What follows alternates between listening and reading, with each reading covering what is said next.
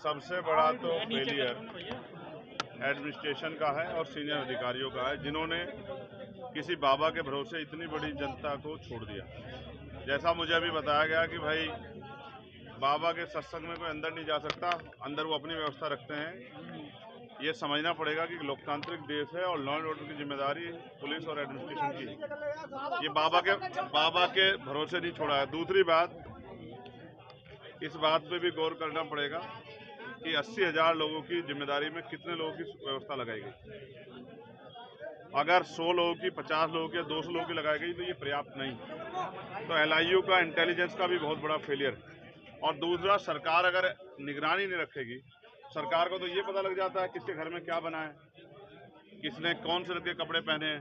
सरकार तो सब कुछ बता देती है। तो इतनी बड़ी मॉब और जो घटनाएं जो हैं घट गई, इतनी बड़ी, इतने लोगों की जान चली गई, इससे पल्ला झाड़ के सरकार काम नहीं चलेगा। तो ये इंटेलिजेंस का फेलियर है या नहीं है? तो 80,000 लोग थोड़े होते हैं क्या? ये सरकार के संरक्षण के बिना थोड़ा ही है।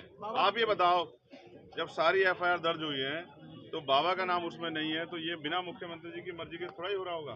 क्यों बचाया जा रहा है आपको? अब ये तो आप लोग पूछो मुख्यमंत्री जी से, क्यों बचा रहे हैं। मैं तो ये कह रहा हूँ, विपक्ष का कह रहा है, हमारे लोगों को, विपक्ष नहीं, हम कह रहे हैं, विपक्ष छोड़िए, हम ये कह रहे हैं कि अंधविश्वास, पाखंडवाद से जितना जनता दूर रहेगी उतना ही उनका जीवन सुरक्षित रहेगा। और ये भी समझिए, मैं बाबा से भी कहना चाहता हूँ, बाबा अगर इन लोगों के हितैषी हैं तो कम से कम 1-1 करोड़ रुपए का मुआवजा इन परिवारों को दे। और सरकार अगर जाति धर्म देख के कार्रवाई नहीं कर रही है तो 25-25 लाख रुपए का मुआवजा देकर इनकी मदद करे। और अपने यहाँ की अस्पताल और तमाम तरह की मेडिकल सुविधाओं को भी, क्योंकि उस दिन ऑक्सीजन की व्यवस्था नहीं थी सही रूप से, इन सुविधाओं को भी ये जो है अपना ठीक करे, जिससे कि जनता को परेशानी ना हो। पुलिस की व्यवस्था भी नहीं थी। उपचुनाव लड़ रही है, इसमें क्या कहेंगे आप? आज देखिए, एक समस्या और ये है कि बहुत सारे लोगों की जान गई है और बहुत सारे लोग ऐसे हैं जो अभी चिन्हित नहीं हुए हैं। तो मैं प्रशासन से ये भी कहूंगा कि वो हर पीड़ित को चिन्हित करे और उनको मुआवजे के दायरे में भी लाए, क्योंकि कुछ लोग जो हैं बिना पोस्टमार्टम के अपने परिवार को साथ उठाएंगे, बहुत जोर से उठाएंगे, इतनी जोर से उठाएंगे सरकार को जवाब देना पड़ेगा।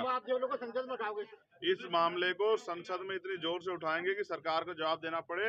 और अभी हमने अपने सीनियर नेताओं से कहा कि वो आंकड़े इकट्ठा करें, कितने लोगों की जान गई है, टोटल कितने लोग जिनकी जान गई है। और मैंने जो आपसे कहा 80,000 लोगों की जिम्मेदारी, परमिशन में 80,000 लोग थे, तो 100 लोगों के भरोसे नहीं छोड़ी जा सकती। चुनाव लड़ रही है, क्या कहेंगे सांसद जी?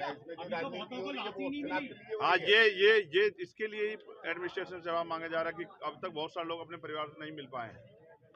तो मैं उम्मीद करूंगा कि मुख्यमंत्री इनके दर्द को समझेंगे, गरीबों के दर्द को, और इनको न्याय दिलाने का काम करेंगे। और दोषियों पे, चाहे वो बाबा हो या कोई और हो, जब न्यायिक आयोग बन गया तो वो फेर जांच करके कठोर से कठोर कार्रवाई इन पे हो। और मुझे ऐसा लगता है इन बाबा को इसलिए बचाया जा रहा है क्योंकि बहुत सारे बाबा इस काम कर रहे हैं। अगर एक बाबा पे कार्रवाई होगी तो आने वाले कल में दूसरे बाबाओं पे भी कार्रवाई होगी। यार, इतनी बुरी पीड़ा में हैं लोग, अब आप चुनाव में घूम रहे हो। ठीक है, चुनाव तो चलते रहेंगे, सबको अधिकार है लोकतंत्र में लड़ने का।